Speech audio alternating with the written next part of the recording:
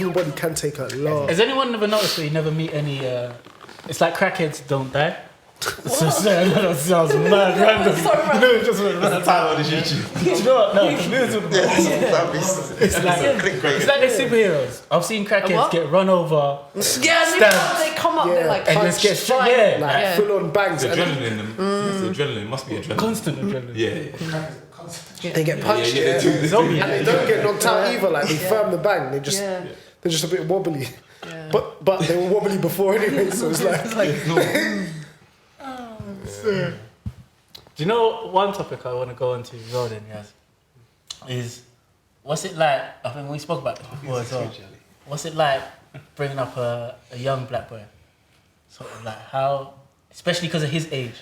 Yeah. You mind me saying the age? Huh? You mind me saying his age is around?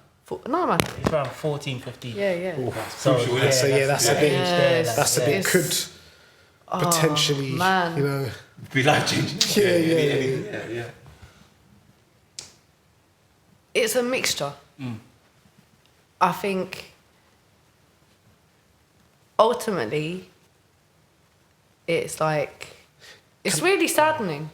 It's really like it's you have to prepare them for so much, and you have to check yourself as well and make sure like you've educated them from young to know how important they are and how amazing their history is, and you know all the powers which have been, you know, never shown to them or never told to them, and you know all the for all the times that they're told growing up from nursery ages to, I mean, from before that, literally actually from when they're babies, and people like, I don't know, do you know what, I don't even know how to put it into words, because it's like, let me give it a piece of context as well. Yeah, because I'm trying to. I'm coming from, you might I felt as well, yeah. So I've known Naz for I don't know how many years now, but I can tell you, we've all had black upbringings, like traditional in different senses. Father not there, father there, maybe some drug abuse, or maybe just like whatever. Like there's all different. Nah, that's just a real confident background. Domestic gone. But my point being is like, me saying that coming from like my background, I'll wholeheartedly say, Yaz has exposed her son to way more than I was exposed to, way more than a lot of my peers were exposed to. Yeah. And that's not a knock on my upbringing or any of my peers' upbringing at all, because we did have a lot of traditions instilled in us and that. You just but saying when I first shit. But from the time I met Yaz and I'd see the way she was with Leon and with all her children, the books that he had around him growing up, the things he was exposed to, the ways of thinking, that knowing you're innately like you're coming from some sort of royalty, you're coming from more than a ship or something like that. Yeah. Like Yaz put in the work. That's why I ask her, because I know that context as well. I think I should have given that back, because you know, but I should have given that background. Can I ask you a question, Yaz? Yeah. Like, obviously, your son's at an age now where, like, there's only so much a parent can do, like, up to a certain age. At what age do you feel like external factors start to... Because obviously he's his own person. Mm-hmm. So, like, was there a point where you started to realise that you done everything you could, and, like, maybe just external influences may kind of... I don't know.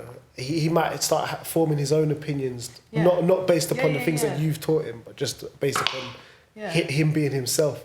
I think that kind of, for him, that probably came in where he started to like think for himself as such and interpret what he's been taught and what he sees. That probably came in around 10. Wow. For him. 10? Yeah. But because I'm very open and honest, so I'll present information and whatnot, but then I also present the realities of life. And also, I don't want to stop him having experiences which is going to make him the man he has to become. Do you know what I mean? So it's like, but also I just want to go on what you were saying, because I think obviously I really appreciate what you're saying. Yeah, like, and it's truth. But one thing I think which is important to address is, like you're saying, you've all had typical black upbringings and stuff like that, and it's like, and I've been more active in showing my son than a lot of other black families, as you say, and I think the first thing is to actually acknowledge, like, black women go through so much. So it's been easier for me to do this because my mum's mixed, so I grew up, she had a lot of issues in her sense of self because she came from like some valleys in Wales and she wasn't white, and you know, she went through a lot of trauma. I don't know my mum's history enough to speak on it. All I know is my experience of having a mother of colour as a whitish child, and white relatives and black relatives, and not understanding and never fully understanding what it meant, and my mum being really dismissive in her black roots. But I understand on some parts. She came to London as a very young person, and she came as a teenager in a vulnerable situation as a vulnerable person. She tried to identify with different groups and found she fitted into none of them. The darker skinned females wouldn't accept her because she wasn't dark enough skinned. The white women looked at her as though she was a bit too exotic with this curly hair and stuff like that. Exotic. So, you know, and then she said it was quite funny because she was Welsh, so she had a singy-songy accent. So the only people she could truly understand was West Indians and Indians, but the only people who she could look like by ironing her hair and making her skin look lighter was white. So it was easy for her to like dismiss that part of her. So to fast forward with me with that, I left home very young. I don't have a good relationship with my mum. It's never been open and honest, and I never ever, and also, I never wanted that for me and my children. A while before I even had children, I started to be like, I want to know who am I, like all the parts which I know.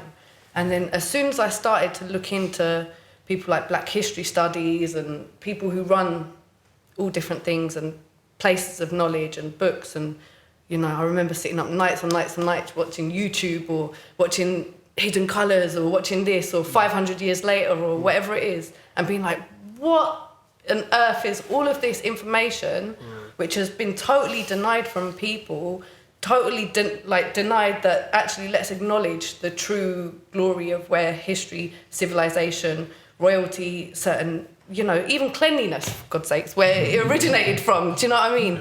So I was like, I never ever want my children, like, especially once I knew they were going to be like mixed race, brown skin, I never want them to feel any lesser, because I know the world they come into is not shining them up in their true light. So it has to be consistently enforced. So, you know, ratios in most houses will probably be like, probably about 90% white imagery, if I'm totally honest, even in the context of books or TV or whatever it is. So I tried to reverse that. So then that was a long explanation about how it is to grow a black boy, brown boy. I think you gave the full context. I like it. Yeah. It was good. Honestly, real talk, respect. Yeah, sorry that way. But basically just being aware, of these things. Like, you was aware, like, by getting all that information. The thing is, a lot of our families, they weren't aware of these things. They're only realising now. So, like, when you look at us, we've got culture, this and that, but we have been starved of this information. So have our parents been starved of this. Starved of it, actually punished for even wanting to get knowledge. You know, it was illegal. Yeah. And even in terms of heavy-handed parenting, Yeah, in black families, you will have more heavy-handed parenting than in white families. Yeah.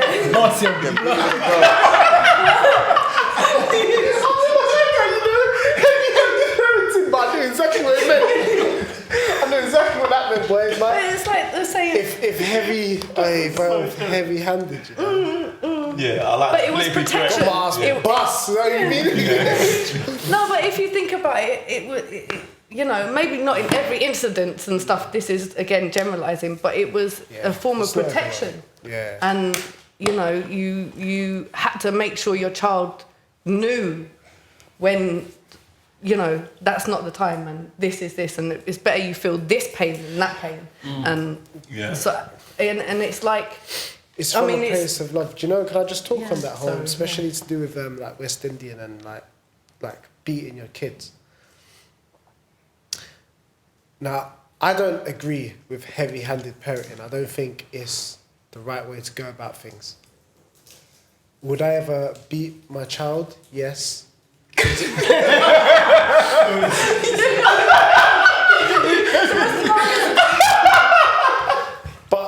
But like, there's a time and place, and like when you're doing it, it's not like out of anger. You should never beat your child out of anger. You should never be angry because that's when it's non-productive. Yeah. If you're beating your child, it's because you're trying to teach them a lesson. Now, what I don't like about beating, and why I think a lot of West Indians actually do beat their kids, is because of slavery in the West Indies. And that's how the slaves were treated. And then that got passed on to... Post-traumatic slave disorder. Yeah. It got passed on. So like, all the heavy-handed parenting that you know, may be good at times, I feel like when you've got a parent who's just angrily beating their kids all the time, it doesn't do anything. Yeah. Just to say that, I saw this social experiment. The guy he had a baby in the pram, yeah, and he was like, "Shut up!" He was like, "Can't wait behind it." Yeah, literally, he had a fake baby in the pram, and he was walking around, and the baby was like, "Oh," and he was like, "Shut up!" He said, "The baby was shut up." He was punching the baby, and people were like, it just reminded me about yeah, like it's. You know what's interesting? Yeah, it's what Warren, you just touched on it. I find when looking back, say this idea of beating.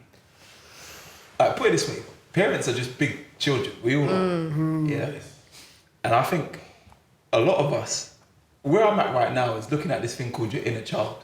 So how you actually are, like how you express yourself. You know that when you was a child and you really want to jump on the trampoline, but you got told no. Or anything like that. And I found that a lot of our parents, or say my parents, like listening to my dad, like he really was gonna go. He really was gonna go ahead too. He's enjoying that. He's seeing you there.